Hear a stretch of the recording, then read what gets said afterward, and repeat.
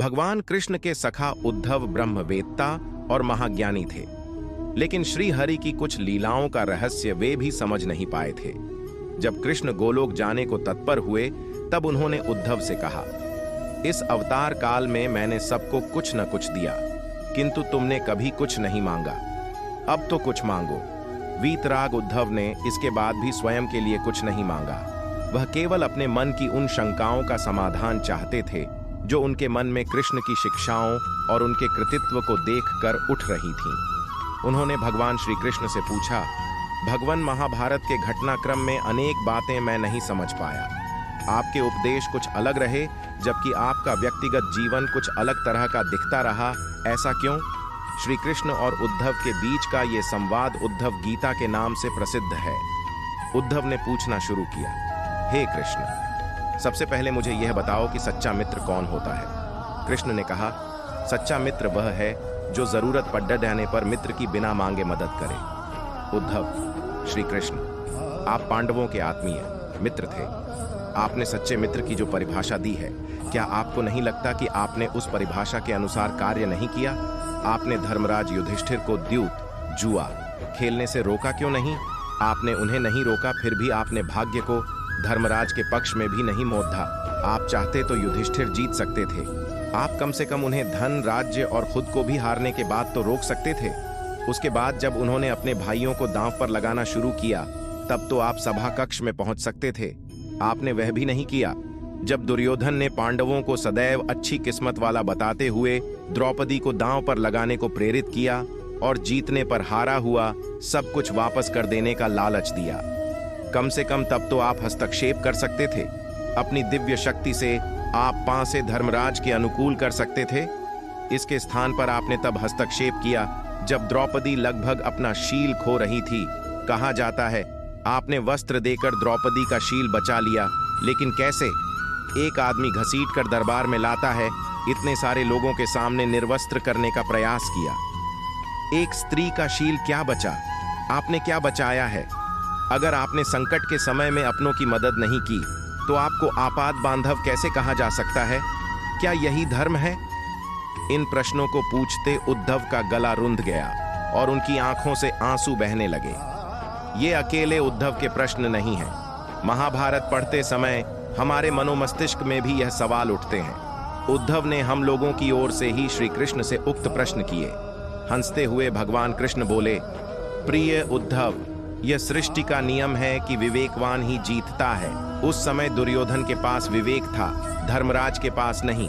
यही कारण रहा कि धर्मराज पराजित हुए।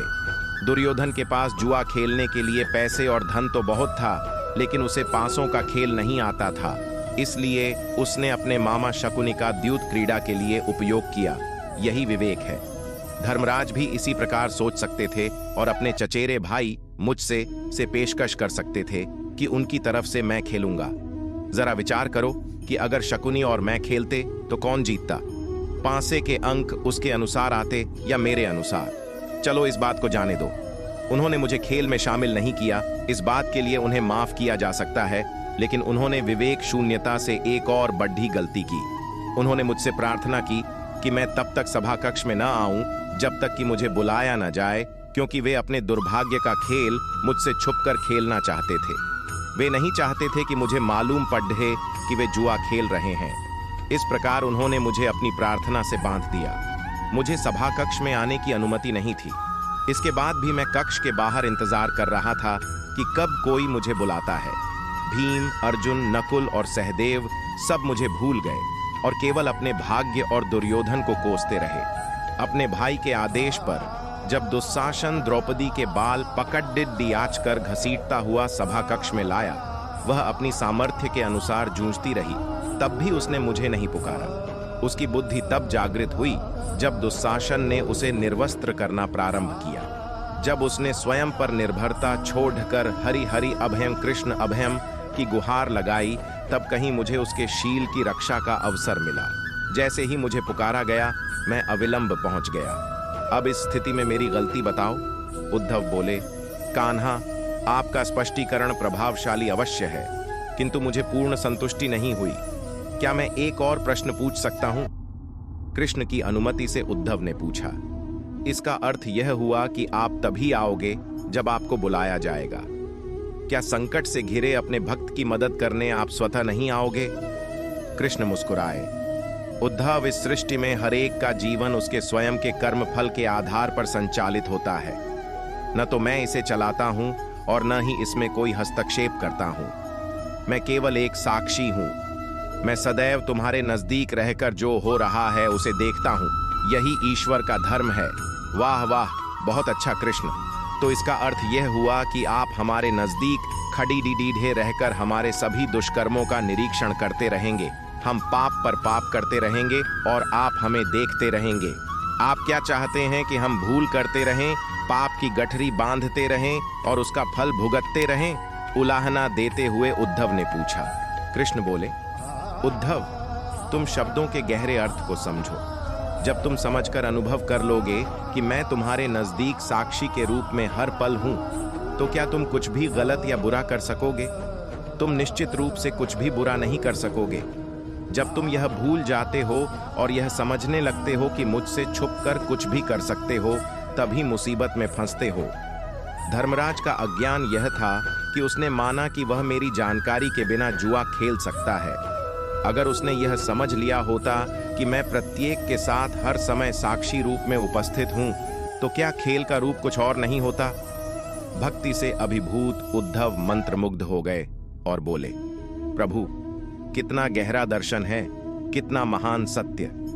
प्रार्थना और पूजा पाठ से ईश्वर को अपनी मदद के लिए बुलाना तो महज हमारी भावना और विश्वास है। जैसे ही हम यह विश्वास करना शुरू करते हैं कि उसके बिना पत्ता भी नहीं हिलता, हमें साक्षी के रूप में उनकी उपस्थिति महसूस होने लगती है। गड़बड़ तब होती है जब हम इसे भूलकर दुनियादारी में डूब जाते हैं। संपूर्ण श्रीमद् भगवत गीता में श्री कृष्ण ने अर्जुन को इसी जीवन दर्शन का ज्ञान दिया है। सारथी का अर्थ है मार्गदर्शक। अर्जुन के लिए सारथी बने श्री कृष्ण वस्तुतः उसके मार्गदर्शक थे। वह स्वयं की सामर्थ्य से युद्ध नहीं कर पा रहा था, लेकिन जैसे ही उसे परम साक्षी के रूप में उनका एहसास हुआ, ईश्वर की चेतना में विलय हो गया। यह अनुभूति थी शुद्ध, पवित्र, प्रेममय, आनंदित ब्रह्म चेतना की। जय श्री कृष्ण।